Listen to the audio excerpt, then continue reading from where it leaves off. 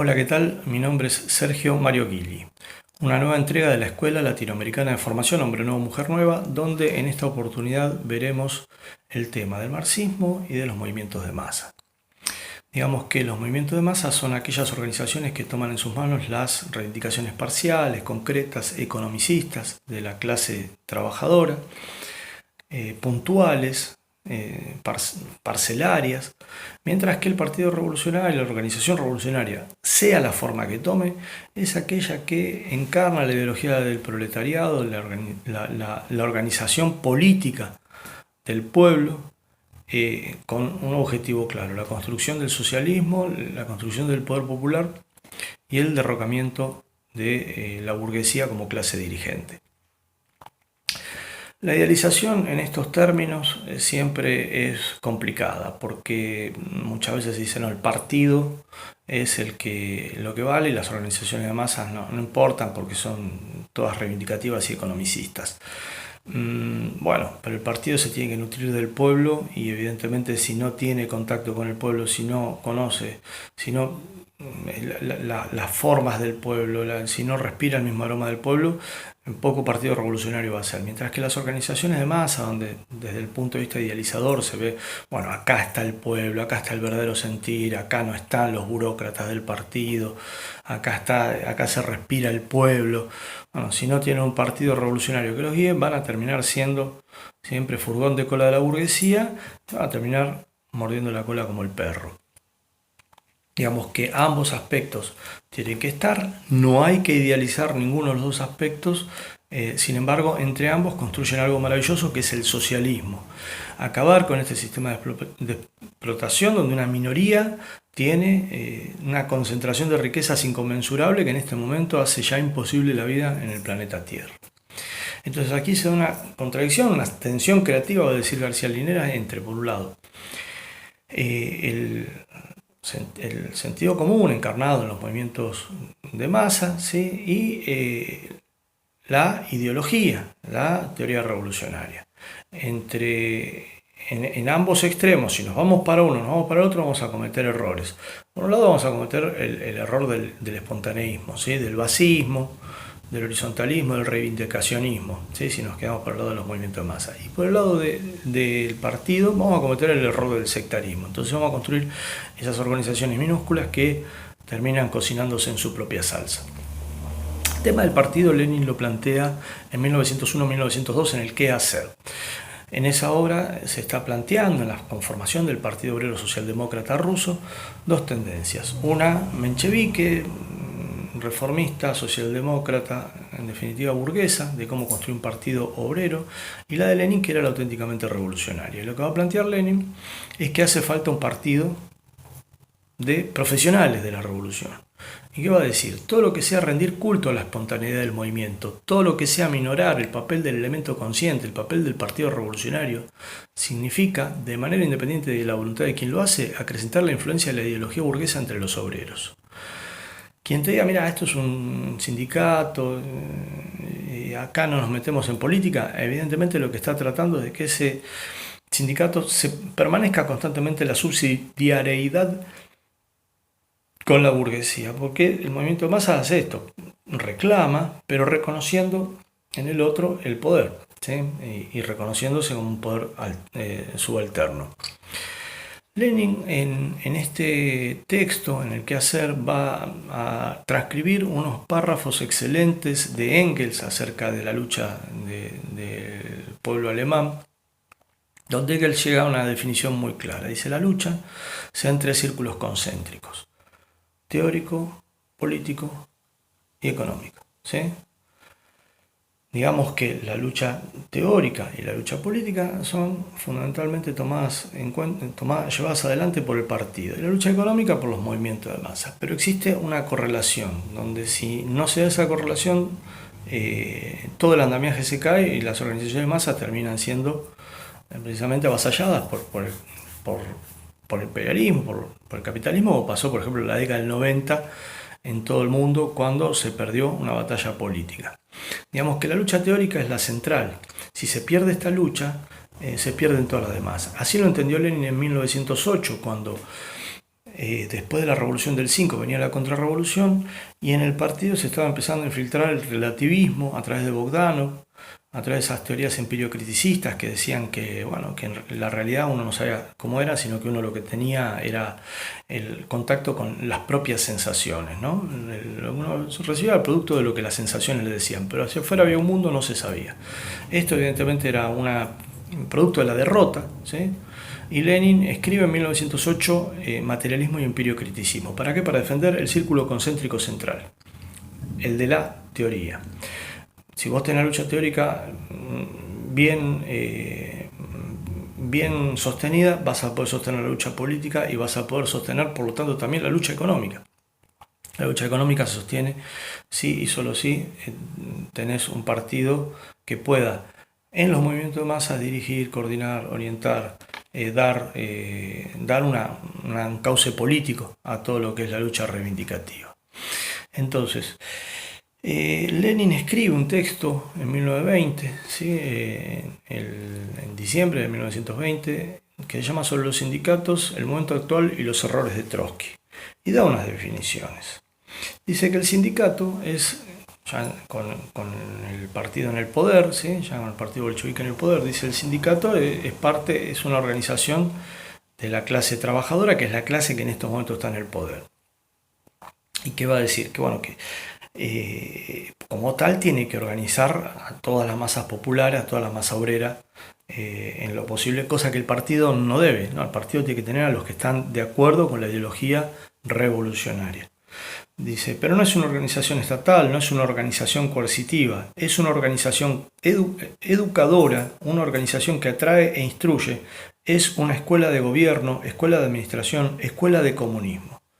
Es una escuela de tipo completamente inusitado, pues no se trata aquí de maestros y alumnos, sino de cierta combinación extraordinariamente original de lo que ha quedado del capitalismo y no podía por menos de quedar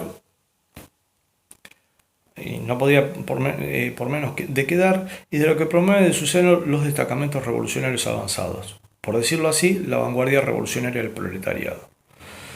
Entonces, y después va a aclarar más adelante. ¿En qué consiste la peculiaridad de la situación en cuanto a las conclusiones prácticas? En que los sindicatos crean vínculo de la vanguardia con las masas. Los sindicatos, mediante su labor cotidiana, convencen a las masas de la única clase capaz de conducirnos del capitalismo al comunismo. Esto por un lado. Por el otro, los sindicatos son una reserva de fuerzas del poder del Estado, es decir, son escuelas, los movimientos de masas, para la construcción de la organización política revolucionaria. Digamos en este punto que se han dado diversas formas de construcción de estas relaciones entre organización revolucionaria y organizaciones de masas. Pero que esta relación siempre debe existir, por supuesto, en aquellos casos donde hubieron organizaciones como por ejemplo la Revolución China, la Revolución Vietnamita, la Revolución Cubana, la Revolución Sandinista, donde cuando hay un movimiento armado, muchas veces se restringe al extremo las posibilidades de actuación de las organizaciones de masas. Digamos que también en el socialismo estas organizaciones de masas tienen que estar muy ligadas a lo que es el poder popular. Y efectivamente en Cuba hoy, por ejemplo, se está dando el debate acerca de cuán abiertas deben ser las organizaciones de masas del partido. Efectivamente los yanquis sacaron una ley, la ley Torricelli, donde precisamente lo que hablan es de generar subversión interna dentro de Cuba a través de la creación de organizaciones de masas libres, ¿sí? Digamos, y el Partido Comunista Cubano tiene los comités de defensa de la revolución, distintas formas asamblearias de decisión, que son la sociedad civil que en estos momentos, siendo una fortaleza sitiada, puede tener esa revolución. Y después en Latinoamérica hemos visto muchísimos casos de organizaciones de masas que han sido cooptadas por la CIA, por la derecha, y que han servido a la contrarrevolución. Tal es el caso, por ejemplo, de los indígenas de la CONAIE, el movimiento indígena de la CONAIE en Ecuador contra Correa, ¿no? Donde Correa lo denunció claramente, ¿sí? Que la National Endowment for Democracy financiaba organizaciones de estas características, donde del 2007 al 2010 entraron en su país 1.895 millones de dólares por cooperación internacional, ¿sí? ¿Para qué? Para alimentar la subversión interna. Algo similar vivió Evo Morales con la revuelta que se le dio por la construcción de la carretera en la Amazonía del Tipnis.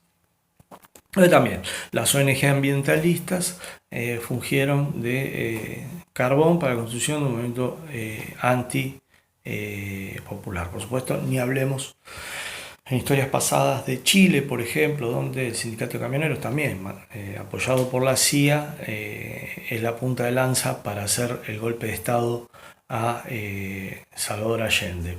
Y en la historia también tenemos ese gran ejemplo que fueron los sindicatos Solidaridad, que hoy se sabe que fueron financiados por el Vaticano y por la CIA, el Vaticano a través del Banco Ambrosiano, para golpear al gobierno socialista de Polonia.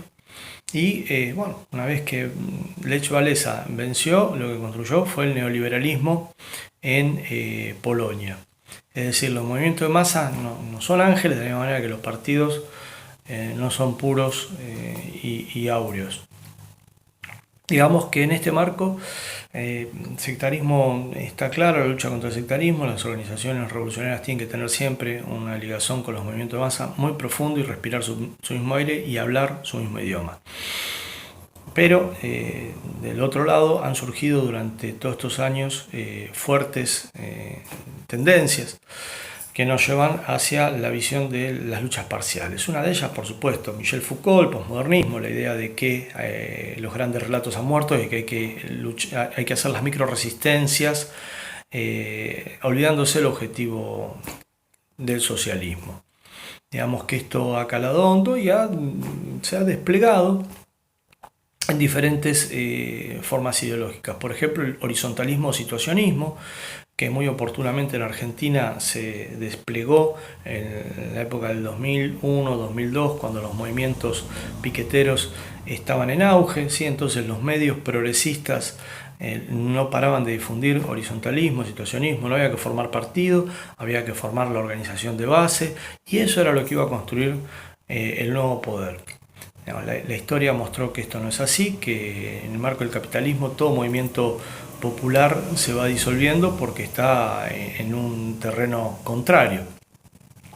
Holloway en su momento, un teórico que más que teórico es un cómico que decía cómo transformar el mundo sin cambiar el poder, en esos momentos también aparece en Argentina, digamos, son muy puntuales con las ideologías que van bajando en cada momento. Y ahora cuando surge el chavismo con un perfil latinoamericanista, revolucionario, surge la teoría de la decolonialidad. La decolonialidad que toma el lenguaje de un reaccionario francés, Jacques Derrida, una persona que hablaba de la deconstrucción, esas palabritas que le encantan inventar a los franceses y que después los grandes medios las van difundiendo y le van dando máquina para bueno, aquellos que necesitan creerse inteligentes hablando difícil. Entonces de deconstrucción pasamos a la decolonialidad. ¿Y qué va a decir el movimiento decolonial?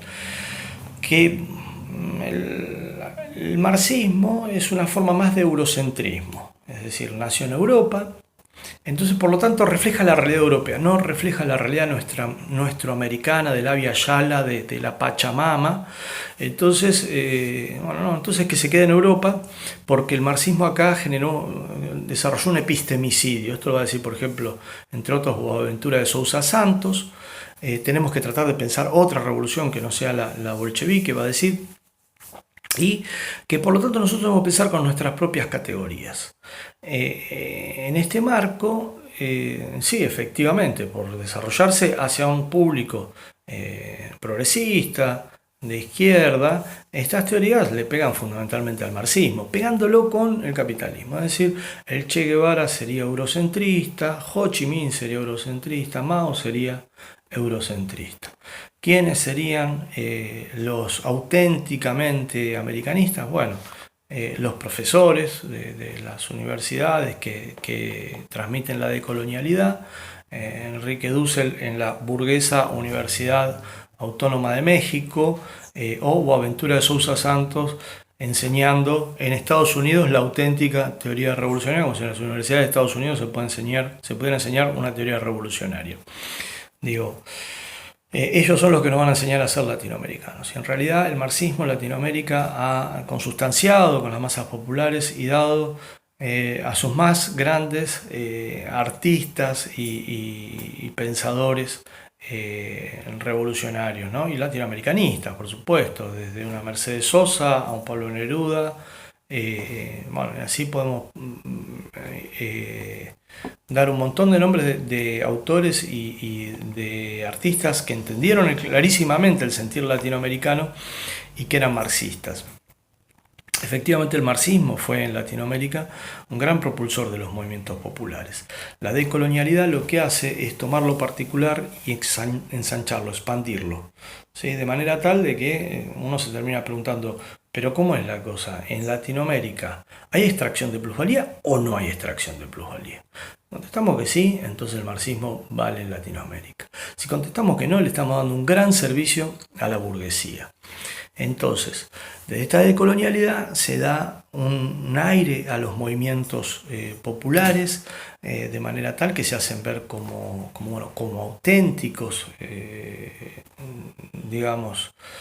auténticas expresiones del pueblo en contra de los partidos marxistas, que son una traslocación de Europa a Latinoamérica. Bueno, esa teoría va a fenecer como cayeron muchas, pero mientras tanto está haciendo sus efectos en tratar de evitar, entre otras cosas, que la revolución bolivariana vaya avanzando en un sentido marxista-leninista. Digamos que entonces siempre van a haber este tipo de teorías, como el imperio en su momento de Toni Negri, que planteaba que el poder no tenía un centro, ¿no? Que el imperio, que el poder nos transitaba a todos nosotros, siguiendo una teoría de Foucault. Entonces, bueno, no existía el Pentágono, el Departamento de Estado, etcétera, etcétera. Hoy sabemos que sí, después vino la guerra de Irak, la guerra de Afganistán, y sí había un centro, había un mando, había lugares concretos y físicos donde el poder se concentra. Entonces, efectivamente vivimos en un mundo capitalista, y mientras vivimos en un mundo capitalista se va a requerir de partidos revolucionarios basados en el marxismo, más específicamente en el marxismo-leninismo. Esto desde ya. Otro elemento que tenemos que tener en cuenta en el marco de estas desviaciones es el feminismo radical como herramienta también de división de la clase trabajadora. Digamos que el feminismo es un movimiento de masas importantísimo, fundamental, que toma el sentir de muchísimas mujeres en términos de mejores condiciones de vida, de igualdad de género y de fin a la violencia de género. Sin embargo, digamos, el feminismo radical lo que hace es dividir a la clase trabajadora y perderse de la visión de clase y del objetivo estratégico. Y un feminismo sin visión de clase termina siendo un feminismo sin profundidad. Desde ya que el movimiento socialista fue desde el principio del siglo XX un gran impulsor de los movimientos feministas. Tenemos a Clara Zetkin, a Alexandra Kollontai, a Rosa Luxemburgo, quienes pusieron las reivindicaciones femeninas en una clara disputa política e ideológica contra la burguesía. Mientras que el feminismo radical lo que hace es desarticular esa correlación y por lo tanto dar un gran servicio a la burguesía desde ese punto de vista. Hay que recordar en este marco una radio en Bolivia, la Radio del Deseo, que cuando estaban acribillando a balazos al pueblo boliviano, esta radio feminista estaba hablando en contra de Evo Morales.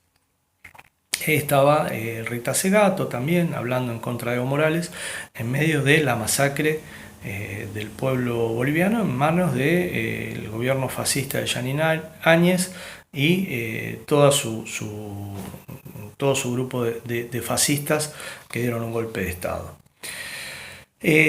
Definición de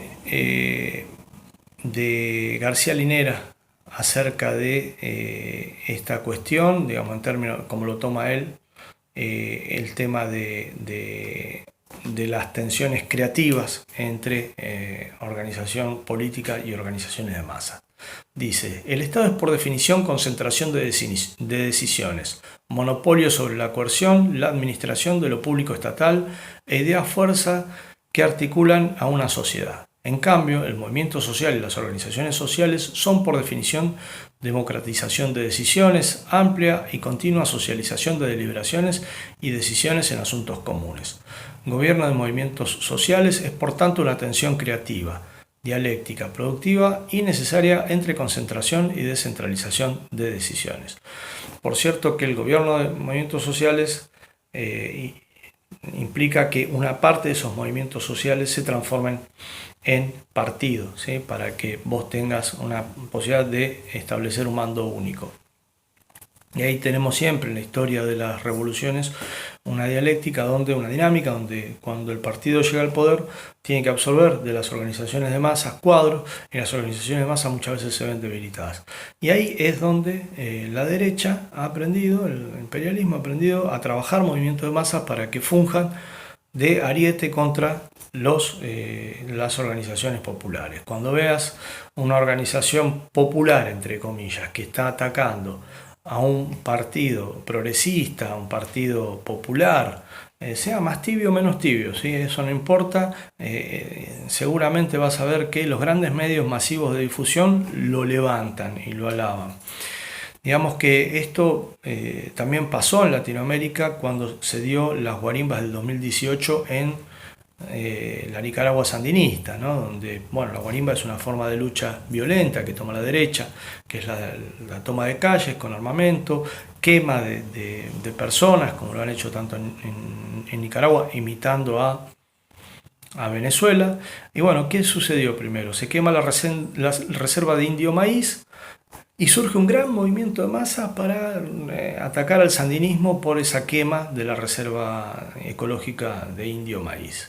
Eso no funcionó mucho, no pegó mucho. A los meses está estallando una lucha guarimbera directamente contra el gobierno sandinista. Es decir, aparte de un armado, un escalamiento de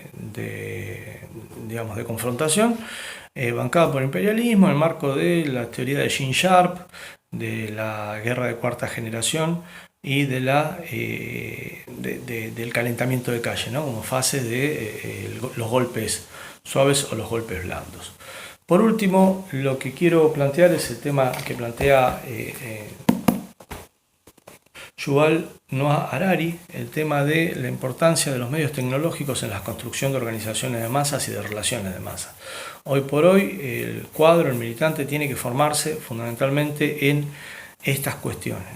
Las cuestiones que tienen que ver con la tecnología, con las redes sociales y con la difusión de los mensajes y en la construcción de esos mensajes que cada día toman más protagonismo dentro de la lucha política y ideológica contra la burguesía. Bueno, hasta aquí hemos llegado. Por supuesto, te pedimos que te suscribas al canal, que veas nuestro sitio web Sexta Tesis, que te incorpores a lo que es el Facebook, el AF Hombre Nuevo, Mujer Nueva, y que nos acompañes en este esfuerzo formativo y educativo, en esta ocasión en cuarentena, ¿sí? Vamos a seguir subiendo estos videos, vamos a ver otros temas, y bueno, contamos con la presencia de ustedes constantemente. Bueno, hasta luego.